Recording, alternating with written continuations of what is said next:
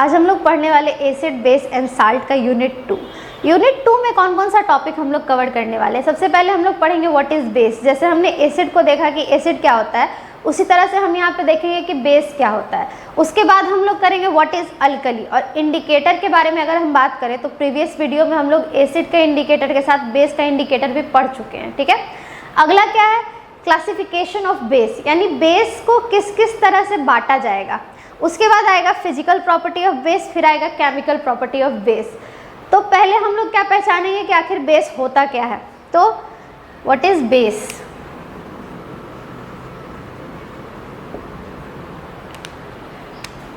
According to Arrhenius,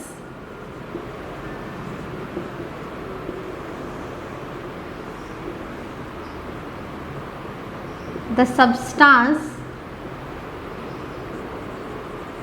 that furnishes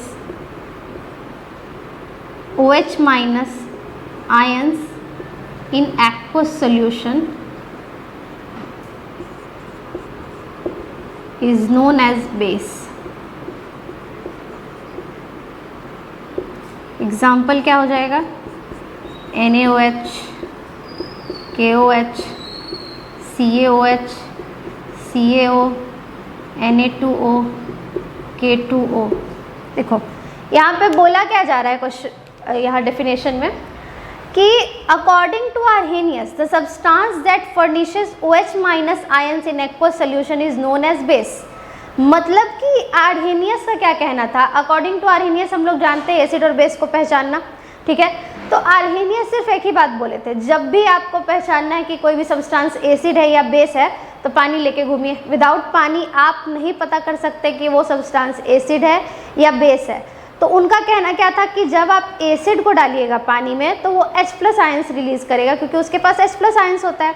उसी तरह से अगर हम बेस को पानी में डालेंगे, यानी कि क्या, furnishes OH minus ions in aqueous solution. ध्यान देने वाली बात क्या है, एक्वस सोल्यूशन, पहले भी बता चुके। एक्वस सोल्यूशन का मतलब क्या होता है, वो सोल्यूशन जो पानी जिसमें सॉल्वेंट हो, वैसे सोल्यूशन को हम लोग क्या कहते हैं, एक्वस सोल्यूशन। किसी चीज़ को घोला गया है, लेकिन कहाँ घोला गया है, पानी में घोला गया है, इसीलिए उसको हम लोग क्या कहेंगे, एक्वस सोल्यूशन। और एक्वस सोल्यूशन में डालने के बाद कोई भी चीज़ क्या करेगा, अगर OH माइनस आयंस को रिलीज करता है, इसका मतलब वो क्या है, बेस है। OH माइनस आयंस कब रिलीज करेगा, जब उसमें OH माइनस आयंस प्रेजेंट होंगे तब, ठीक है। तो यहाँ पे हम लोग क्या ले लिए, NaOH, KOH, CaOH। यहाँ से एक बात और हमको पता चलता है, नोट डाउन करने वाली बात है, all metal oxide and metal hydroxide are base. मतलब अगर हम बात करें मेटल का ऑक्साइड हो या फिर मेटल का हाइड्रोक्साइड हो, तो वो दोनों क्या होता है, दोनों ही बेस कहलाएगा। और जिसके पास हाइड्रोक्साइड आयन होगा, पानी में जाने के बाद वो क्या करेगा, अपना OH माइनस आयंस को रिलीज कर देगा। और ऐसे नेचर वाली चीज़ को हम लोग क्या बोलेंगे, बेस बोलेंगे। जैसे यहाँ पे हम लोग देखते हैं, एक एग्जाम्पल NaOH का ले लेते हैं। NaOH को लेकर के हम लोग कहाँ डाल दिए, पानी में, यानी H2O में। तो यहाँ पे ये क्या होगा, Na+ OH माइनस, ये दो भाग में टूट जाएगा, यानी कि इसका डिसोसिएशन हो गया। पानी में जाने के बाद टूट गया ये Na+ और OH माइनस में। मैकेनिज्म क्या होता है, जैसे हम लेते हैं क्या, H2O। H2O का अपना नेचर क्या है, वो दो भाग में टूट जाता है, H+ और OH माइनस। यहाँ भी यही हाल होता है, जब NaOH को पानी में डाला जाता है तो वो डिसोसिएट होकर दो भाग में टूट जाता है, Na+ और OH माइनस। पानी का जो H+ है वो OH माइनस को खींच लेगा, और पानी का जो OH माइनस है वो Na+ को क्या करेगा, अपने पास खींच लेगा। यानी अपोजिट्स अट्रैक्ट, अपोजिट वाले जो होंगे वो एक दूसरे को क्या करेंगे, अट्रैक्ट कर लेंगे। यहाँ पे यही रीज़न है कि पानी में जाने के बाद ही कोई भी जो एसिड होता है या बेस होता है, कोई भी सब्सटेंस होता है, वो अपना प्रॉपर्टी कहाँ शो करता है, पानी में जाने के बाद। पानी में पहले ऐसे ड्राई स्टेट में रहेगा तो वो अपना बिहेवियर शो नहीं करेगा, लेकिन जब हम उसको एक्वस सोल्यूशन में डालेंगे तो वही चीज़ अपना बिहेवियर क्या करेगा, शो करने लगेगा, ठीक है। तो यहाँ तक हम लोग क्या पढ़े, बेस के बारे में। अगला टॉपिक क्या है हमारा, what is alkali. Alkali just like base से ही रिलेटेड है, ठीक है। तो अल्कली के बारे में जब हम लोग पढ़ेंगे अल्कली के बारे में एकदम सीधा सा डेफिनेशन पता है क्या होगा? Soluble basis are known as alkali.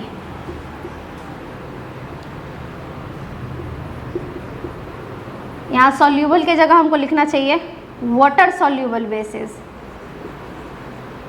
यानी वैसा बेसिस जो पानी में जाने के बाद पूरी तरह से घुल जाता हो, उसी को हम लोग क्या कहेंगे? अल्कली कहेंगे। जैसे यहाँ पे फिर से क्या हो गया?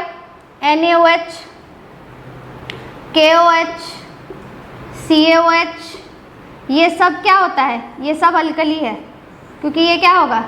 पानी में जाने के बाद ये सारा डिज़ोल्व हो जाएगा। और वैसा बेसिस जो पानी में जाने के बाद डिज़ोल्व हो जाता है, उस बेसिस को हम लोग क्या कहते हैं? अल्कली कहते हैं। तो ये सारा हमारा अल्कली है, ठीक है। अब यहाँ पे होता क्या है ना कि अल्कली वर्ड कहाँ से आया?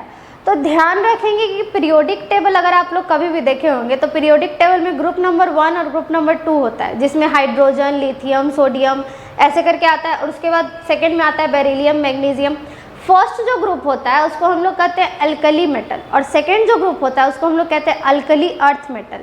जितना भी एस ब्लॉक का एलिमेंट है, यानी ग्रुप नंबर 1 और 2 है पीटी में, वो दोनों क्या होता है ना कि दोनों का अगर आप हाइड्रोक्साइड बनाइएगा, यानी वो जितने भी मेटल्स होते हैं alkali metal, alkali earth metal, उनका जब भी हाइड्रोक्साइड बनेगा तो वो पानी में सॉल्यूबल हो जाता है, इसीलिए उसका नाम पड़ा अल्कली मेटल। और सेकेंड वाले का नाम है alkali earth metal. Alkali word का मतलब ही क्या होता है? वैसा जो पानी में क्या हो जाए? सॉल्यूबल हो जाए। जितने भी बेस जो पानी में जाने के बाद पूरी तरह से डिजोल्व हो जाएंगे, उसको हम लोग क्या कहेंगे? अल्कली कहेंगे, ठीक है। तो यहाँ पे एक पॉइंट और हम लोग लिख सकते हैं, यूजुअली हाइड्रोक्साइड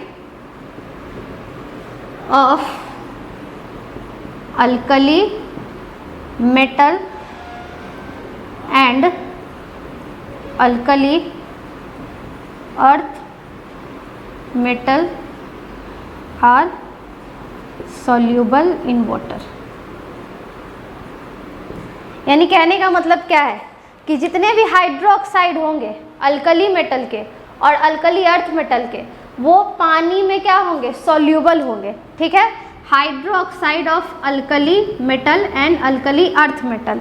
अगर ज़्यादा दिक्कत हो रहा है कि ये अल्कली अल्कली क्या है, तो यहाँ पे हम लोग लिख सकते हैं, जैसे देखिए यहाँ पे हम लोग क्या क्या पढ़े? बेस क्या है, ठीक है। उसके बाद हम लोग क्या पढ़े कि जितने भी मेटल के हाइड्रोक्साइड और ऑक्साइड होंगे उसको हम लोग क्या कहेंगे? बेस कहेंगे। सिर्फ ऑक्साइड और हाइड्रोक्साइड ही बेस नहीं होता है, कार्बोनेट और बाइकार्बोनेट भी क्या होता है? बेस होता है, ठीक है। अगला क्या है? अल्कली सॉल्यूबल बेसिस को क्या कहेंगे हम लोग? अल्कली। और एक पॉइंट जो इसके बारे में है हम लोग यहाँ पे क्या करेंगे? लिख लेंगे। तो आप इसका स्क्रीनशॉट ले लीजिए।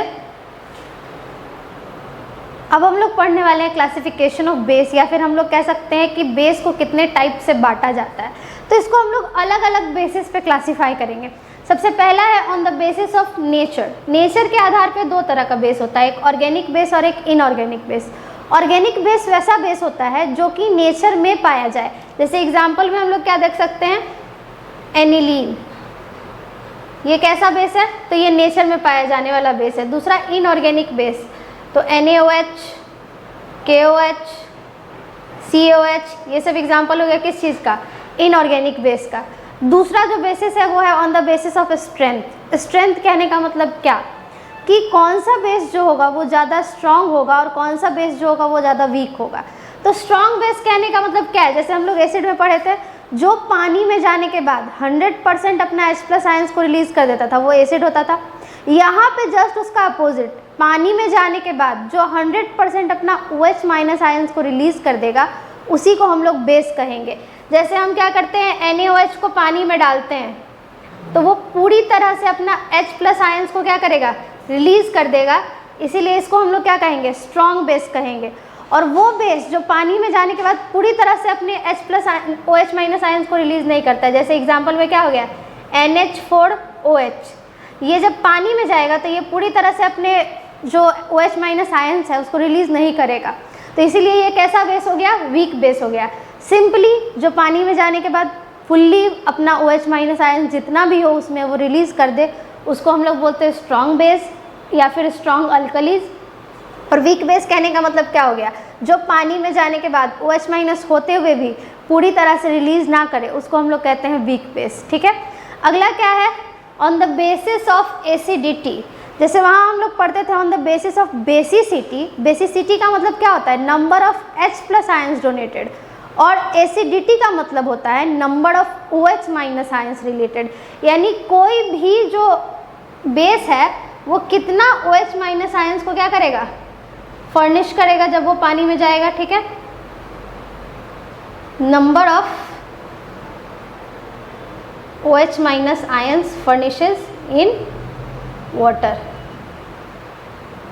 उसी को हम लोग क्या कहेंगे, एसिडिटी कहेंगे। एसिडिटी का मतलब ही यही होता है कि कोई भी जो सब्सटेंस है वो पानी में जाने के बाद कितना OH माइनस आयंस को रिलीज कर रहा है।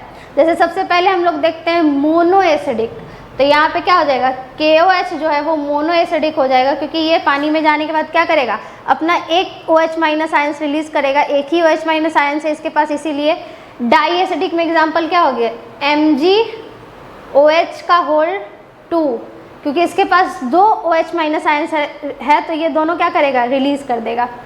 अगला क्या होगा, AlOH का होल 3, इसके पास 3 OH माइनस आयंस है तो ये अपना 3 OH माइनस आयंस को क्या करेगा, रिलीज कर देगा, और ये कहलाएगा क्या, ट्राई एसिडिक।